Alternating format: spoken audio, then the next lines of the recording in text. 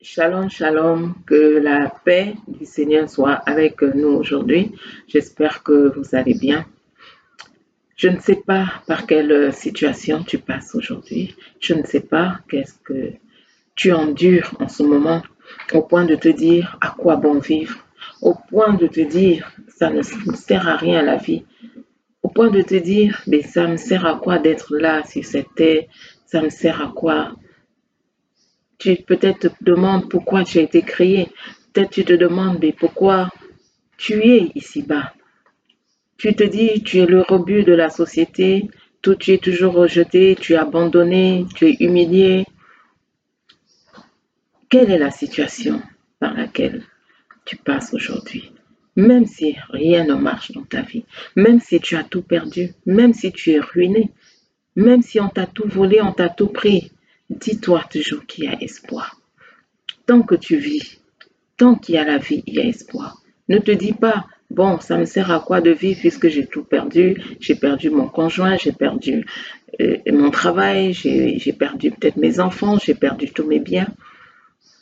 Dis-toi, tant que tu vis, il y a espoir. La solution que je vais te présenter aujourd'hui, ce n'est pas une chose, ce n'est pas un bien matériel. Parce que si tous ces biens matériels procuraient le bonheur, on n'entendrait pas que les stars, des personnes nanties, veulent en finir avec leur vie ou finissent par le faire. On n'entendrait pas cela. Si l'argent faisait le bonheur, l'argent peut nous permettre peut-être de subvenir à nos besoins, mais faire le bonheur, jamais. Qui peut faire ton bonheur? Qui peut t'apporter la paix? Qui peut venir là et te sortir de tes problèmes, te sortir de tes situations? Une seule personne, c'est Jésus. C'est Jésus que je voudrais te présenter aujourd'hui comme solution. Est-ce que tu l'as déjà dans ton cœur?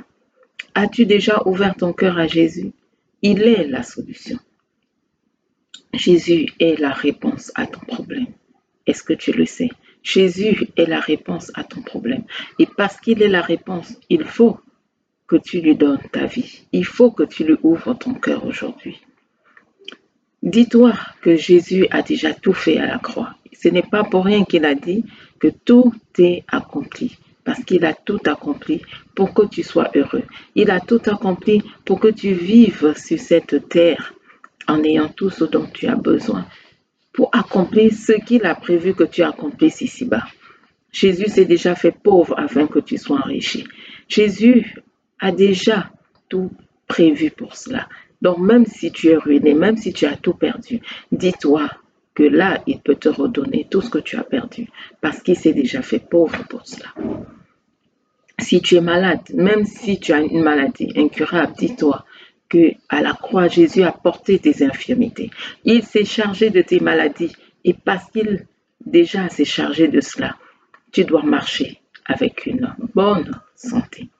Jésus a été humilié. Donc ne te dis pas, je suis humilié, je suis rejeté, je suis trahi, personne ne veut de moi, je suis rejeté de partout. Non.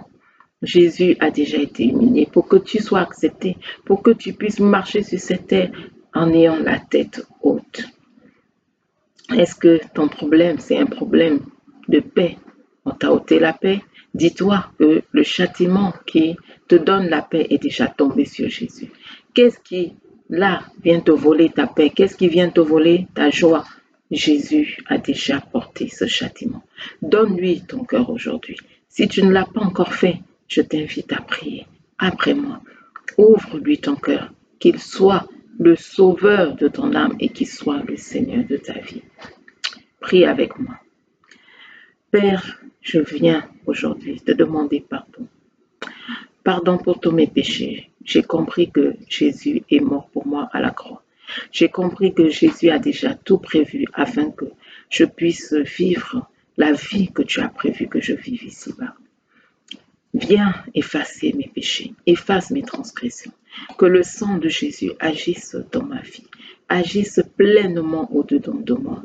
Jésus, je veux aujourd'hui que tu sois le sauveur de mon âme, que tu sois le Seigneur de ma vie et que je puisse vivre en nouveauté de vie.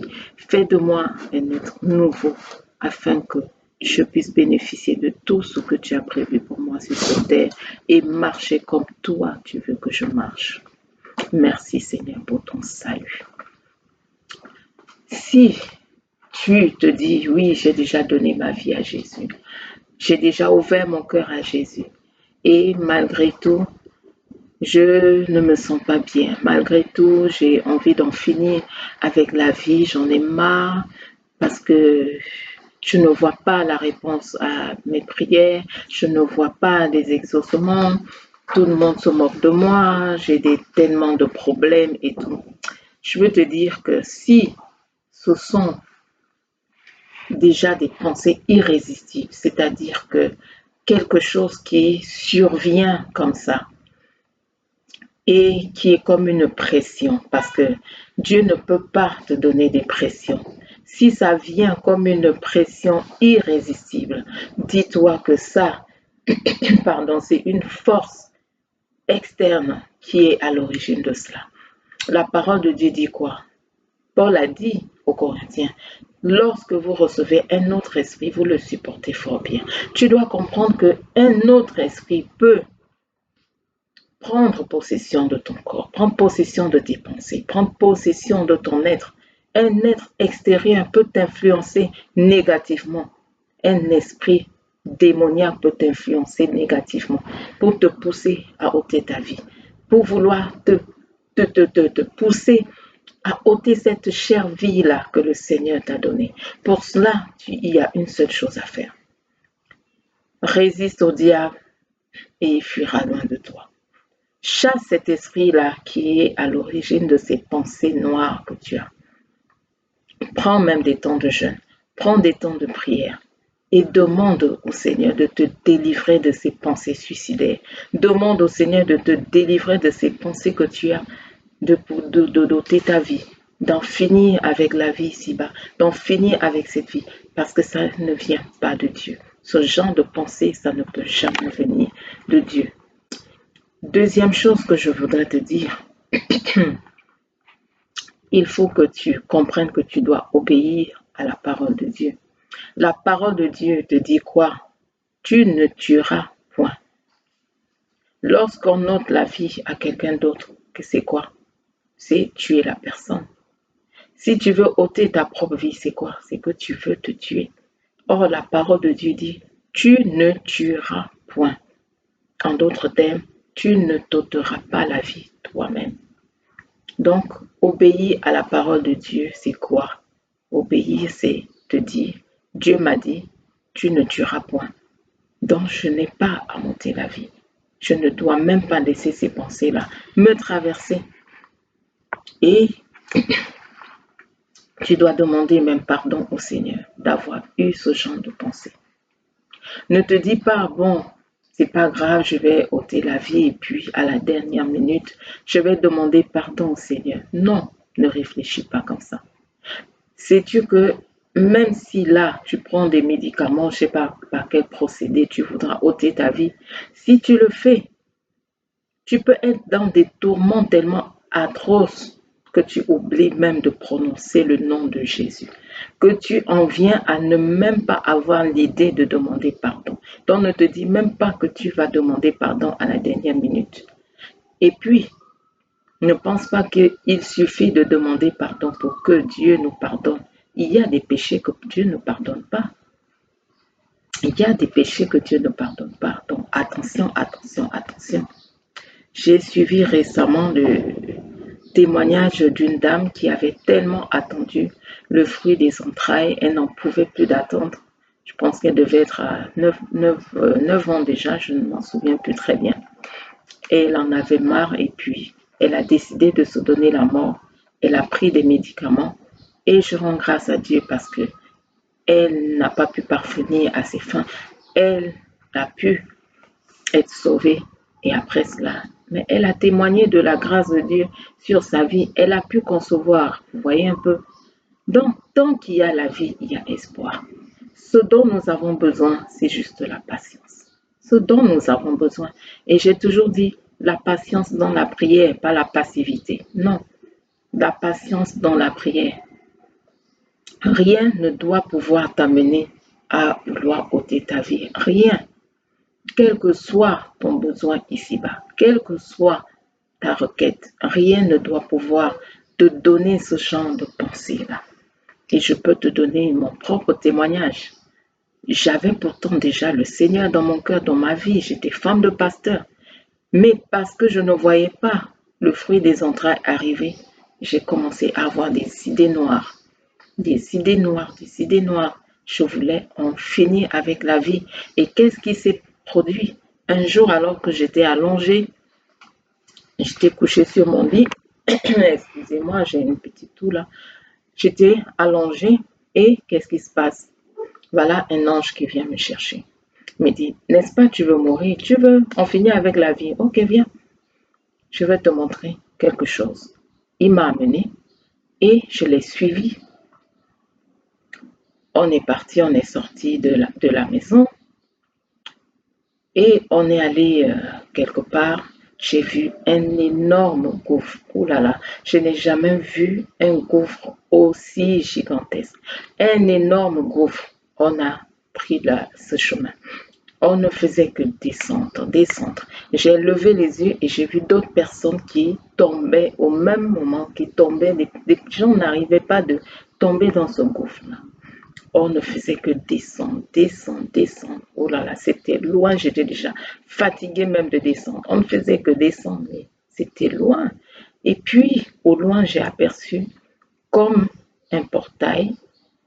Et à l'entrée du portail, il y avait un être vraiment énorme, tout noir. Il était là à l'entrée et il me disait, viens, viens, viens, viens. Je voyais à l'intérieur, au travers de ce portail-là, je voyais des flammes gigantesques, des flammes énormes. Je pense que les feux de brousse, les feux de forêt que nous voyons sur Terre, c'est rien comparé à ce feu que j'ai vu. Énorme. Et de l'extérieur, pourtant on n'avait même pas approché le portail, je sentais déjà cette chaleur, cette forte chaleur sortie de ce lieu-là et venir vers moi. J'ai supplié l'ange, s'il te plaît, je ne veux plus venir ici, s'il te plaît, ramène-moi, ramène-moi, ramène-moi. Et il m'a ramené. Et depuis ce jour jusqu'à aujourd'hui, j'ai arrêté avec ces pensées suicidaires. Pourtant, j'étais là, mariée. Mon mari avait beau me dire, je ne te demande pas un enfant. Ma belle famille, on ne te demande pas un enfant. Mais moi, j'étais là, déprimée. Il me faut absolument, il me faut absolument, il me faut. Voyez, déprimée jusqu'à avoir ces pensées suicidaires. Pourtant, j'étais chrétienne, enfant de Dieu. Je n'en voulais plus avec cette vie. Et aujourd'hui, quand je regarde en arrière, je me dis, Seigneur, heureusement que je ne suis pas passée à l'acte. Vous imaginez, non seulement où j'allais me retrouver, mais tout ce que j'allais perdre. Parce que là, 27 ans après, quand je regarde, tout ce que j'allais perdre, tout ce dont nous avons besoin, c'est juste de la patience. Et je pense qu'après même cet épisode, je n'ai pas attendu longtemps pour concevoir dans le mariage. Il nous faut de la patience. Patience, persévérance. Patience dans l'attente. Patience dans la prière et pas la passivité et pas la fatalité. La fatalité, c'est quoi? Se dire, oh bon, dans la famille, tout le monde est comme ça, donc avec moi, ça ne changera jamais, donc mieux vaut en finir avec la vie. Non, non, non, non. Non, ce n'est pas ce qu'il faut. Si j'étais passée à l'acte, je ne serais pas là en train de vous parler aujourd'hui. Je ne serais pas là aujourd'hui en train de prier pour des personnes, en train de prêcher l'évangile à des gens. Je ne serais pas là en train d'être une source de bénédiction pour des multitudes aujourd'hui. Et je n'aurais même pas reçu tout ce que Dieu avait prévu pour moi et qu'il m'a déjà donné jusqu'aujourd'hui, vous imaginez. Soyez patients. Ce n'est pas le moment de penser à ce genre de choses. Je vais donner un exemple dans la Bible pour vous montrer qu'il y a toujours espoir quand nous faisons ce qu'il faut faire. C'est quelqu'un que j'aime beaucoup dans la parole de Dieu. On ne parle pas de lui longtemps. On ne parle pas de lui longtemps dans la Bible, juste un verset. Mais c'est un verset puissant. Un verset tellement clair et puissant. C'est l'histoire de Jaïbès. Dans 1 Chronique, chapitre 4, verset 10. Jochebed déjà était né dans la douleur. Sa mère avait tellement souffert pour mettre cet enfant au monde qu'il a donné à cet enfant ce nom-là, douleur. Jochebed veut dire douleur. Et qu'est-ce qui s'est passé par après? Il invoqua le Dieu d'Israël en disant, si tu me combles de bénédictions et que tu étendes mes limites, si ta main est avec moi, et si tu fais que, loin du malheur, j'échappe à la douleur. Et Dieu accorda ce qu'il avait demandé. Dieu a accordé à Jochebed ce qu'il avait demandé. Le verset 9, on lui parle de lui juste brièvement. Jochebed était plus considéré que ses frères. Sa mère l'appela du nom de Jochebed en disant, c'est parce que je l'ai enfanté dans la douleur. Jochebed n'a pas accepté sa condition. Jochebed ne s'est pas dit, bon, comme je suis née dans la douleur, comme ma mère même était là, elle n'a pratiquement pas voulu de moi au point de me nommer douleur. Elle a tellement souffert qu'elle m'a donné ce nom misérable-là. Bon, c'est la fatalité, je vais l'accepter, accepter la douleur dans ma vie. Il faut que j'accepte la douleur dans tout ce que je vais faire. Non, ce n'est pas ce que Jochebed s'est dit. Jochebed n'a pas accepté sa condition, cette fatalité-là. Jochebed n'a pas dit, bon, c'est comme ça, je l'accepte. Jochebed n'a pas dit, bon, à quoi ça sert de vivre? Oh, mieux vaut ôter ma vie, mieux vaut enlever ma vie parce que ça ne sert franchement à rien. Douleur sur douleur, problème sur problème, misère sur misère. Je suis là, je ne vois rien avancer, je suis là, je ne me vois pas réaliser quoi que ce soit ici-bas. Ce n'est pas ce que Jochebed s'est dit. Jochebed s'est tenu devant Dieu et il a prié en donnant à Dieu des conditions. Il a prié, il a dit, Seigneur, si tu changes ma douleur là, si tu changes mon malheur pour me donner le bonheur, si tu changes ma condition. Donc, Jochebed était limité. Il dit au Seigneur, si tu changes mes limites, si tu étends alors toutes ces limites-là qui sont devant moi, parce que je suis limité, quel que soit ce que je fais, je ne peux pas dépasser ce niveau. Quel que soit ce que je peux accomplir ici-bas, je ne peux pas dépasser une certaine limite. Seigneur, viens étendre mes limites. Voilà ce que Jochebed a fait dans la prière. Il a dit, il faut que j'échappe à la douleur. Son nom, c'était douleur. Donc partout où il allait, partout dans tout ce qu'il faisait, c'est la douleur qui le suivait. C'est la douleur qui l'accompagnait jour et nuit. La douleur qui accompagnait Jochebed. Mais il a dit au Seigneur, fais en sorte que j'échappe à la douleur. Donc, fais en sorte que je sois comblé de bénédictions. C'était ça la prière de Jochebed. Je veux être comblé de bénédictions. Je veux que tu changes le cours de ma vie. Voilà la prière que tu dois faire. Seigneur, change le cours de ma vie. Seigneur, tout le monde m'appelle la stérile. Seigneur, tout le monde m'appelle la malade. Seigneur, tout le monde m'appelle la pauvre. Change le cours de ma vie. Change ma situation.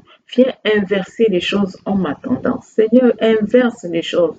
Que les choses ne soient plus comme elles sont là aujourd'hui. Inverse tout.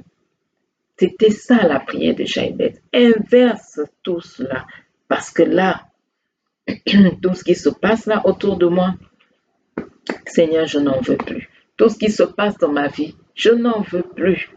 Jochebed a invoqué le Dieu d'Israël parce qu'il savait qu'il était le seul qui pouvait changer sa situation, le seul qui pouvait changer sa condition. Aujourd'hui, je viens de te présenter Jésus, même si tu l'as déjà dans ton cœur. Il est le seul qui peut changer ta situation, changer ta condition. Alors pourquoi ne pas aller le voir? Pourquoi ne pas te présenter à Jésus et lui dire, me voici, Seigneur. Voici ma situation. Tout ce que tu vis là, demande à Jésus le contraire de cela, afin qu'il change le cours de ta vie. Seigneur, je ne veux plus être appelé pauvre, je veux être appelé riche. Je ne veux plus être appelé malade, être tout le temps dans les hôpitaux. Je veux être appelé bonne santé. Je ne veux plus être appelé déprime et je veux être appelé paix, shalom. Voilà comment Jaïbet a prié. Et Dieu a accordé à Jaïbet ce qu'il avait demandé. Moi, je te le dis aujourd'hui, Dieu va t'accorder ce que tu demandes, mais il faut demander. Dieu t'accorde ce que toi tu demandes. Qu'est-ce que tu demandes donc à Dieu? Demande-lui d'inverser ta situation, d'inverser ta condition, qu'il change le cours de ta vie. Seul Jésus peut le faire. Changer le cours de ta vie, changer le cours de ta destinée, que tu puisses voir autre chose que ce que tu vois là à présent et qui fait en sorte que tu te dises, la vie ne mérite pas d'être vécue. Oui, la vie mérite d'être vécue. Il y a quelqu'un d'autre dans la parole de Dieu, c'est Méphibosheth, dont 2 Samuel, on parle de lui. Méphibosheth était né normal. Et un jour, alors que sa servante l'amenait en fuite, qu'est-ce qui s'est passé? Méphibosheth est tombé et il a été estropié. La servante, elle fuyait. Pourquoi? Parce que tous les enfants de Saül étaient tués à l'époque. Et comme Méphibosheth était un descendant de Saül, qu'est-ce qui s'est produit? Elle a voulu fuir avec l'enfant et il est tombé, il a été estropié. Il a fini boiteux, mais pas boiteux, rejeté, humilié de tous, non. Méphibosheth a reçu grâce auprès du roi David. Le roi David s'est tenu là un jour parce qu'il fallait que Dieu agisse dans la vie de Méphibosheth. Le roi David a dit, y a-t-il encore quelqu'un de la famille de Saül pour que je puisse lui faire du bien à cause de Jonathan, mon ami, qui était fils de Saül? Et on lui a dit, oui, il existe quelqu'un. Il y a encore Méphibosheth. Et Siba, qui était serviteur de Saül, est donc allé chercher Méphibosheth, estropié, boiteux, l'a mené au palais. Et qu'est-ce que David a dit? Toi, Méphibosheth, à partir d'aujourd'hui, non seulement je te redonne toutes les terres qui appartenaient à ton père et à ton grand-père, toutes leurs richesses, je te les donne aujourd'hui. En plus, il a dit à Siba, qui était le serviteur de Saül, il lui a dit, toi, Siba, avec tous tes enfants, avec tous tes serviteurs, tes servantes, je vous mets au service de Méphibosheth. Vous imaginez? Il a dit, je vous mets tous au service de Méphibosheth. Et à partir d'aujourd'hui, Méphibosheth mangera à ma table. Un estropié, un boiteux, qui mangeait à la table du roi tous les jours. Il a dû déménager pour venir s'installer à Jérusalem afin d'être tout près du palais royal, pouvoir être à la table du roi tous les midis. Dieu est celui qui peut inverser ta situation. Seul Dieu peut changer ta condition. Demande à Jésus de changer le cours de ta vie. Il a fallu un jour pour que David se souvienne de la maison de Saül, pour que David envoie chercher Méphibosheth, pour que David vienne chercher Méphibosheth de là où il était, le sortir de la pauvreté, le sortir de la limitation, le sortir de la honte, le sortir de la vie dans laquelle il était dit, viens là, à partir d'aujourd'hui, toi tu mangeras ma table. Viens, à partir d'aujourd'hui, je te donne les richesses de tes pères. À partir d'aujourd'hui là, tu auras des serviteurs et des servantes. Lui qui était rejeté, lui qui était totalement abandonné. à cause de sa condition d'infirmité. Quelle est ta condition aujourd'hui? Demande à Jésus de changer le cours de ta vie. Et il le fera, comme il l'a fait avec déjà des multitudes. Il changera le cours de ta vie. Le suicide n'est pas la solution. Ôter la vie, t'ôter ta vie, ce n'est pas la solution. La vie mérite d'être vécue. Même si aujourd'hui tu as des difficultés, même si aujourd'hui tu as des situations que tu ne comprends pas, même si aujourd'hui c'est dur, tu te dis, ouf, où se trouve la sortie? Je veux voir le bout du tunnel. Quel que soit ce que tu traverses, la vie mérite le coup d'être vécue. Sois patient, persévérant. Dans l'attente, la prière, demande à ce Dieu merveilleux, ce Dieu qui n'attend que tes demandes-là, même si tu l'as déjà fait une fois, deux fois, trois fois. Continue, continue, continue, et un jour viendra où il va se manifester. Un jour viendra où il va agir. Je t'ai fait mon témoignage. Si je n'avais pas attendu, persévéré, je n'aurais pas vu tout ce que j'ai vu en 27 ans. Ce n'est pas le moment de baisser les bras, ce n'est pas le moment de laisser la déprime prendre le dessus, ce n'est pas le moment de laisser les esprits de suicide prendre le dessus, c'est le moment de toi-même prendre les choses en main et de te dire, quel que soit ce qui m'arrive là, je m'attendrai à Dieu. Quel que soit ce qui m'arrive, je poursuis dans la prière, je poursuis dans l'attente, je poursuis dans la patience, je poursuis dans la persévérance jusqu'à voir ce que Dieu m'a promis. Fais le bon choix, le choix de la vie. Fais le bon choix aujourd'hui et laisse Dieu changer le cours de ta vie et te donner une raison de vivre. Shalom et à une très prochaine vidéo.